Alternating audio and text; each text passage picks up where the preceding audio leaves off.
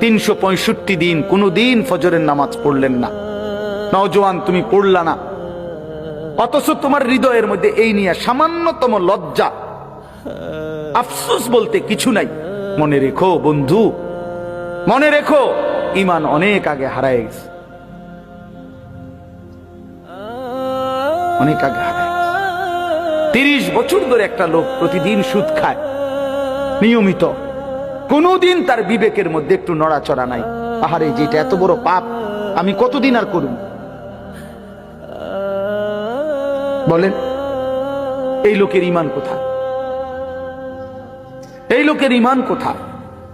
প্রতিদিন গালি দেয়, প্রতিদিন মন্দ বলে, দিনের পর দিন নারী ছবি, মদ, জুয়া, অশ্লীল ছবি, মোবাইলের অশ্লীল দৃশ্য, এর মধ্যেই তোমার রাত কাটে, এর মধ্যেই দিন কাটে।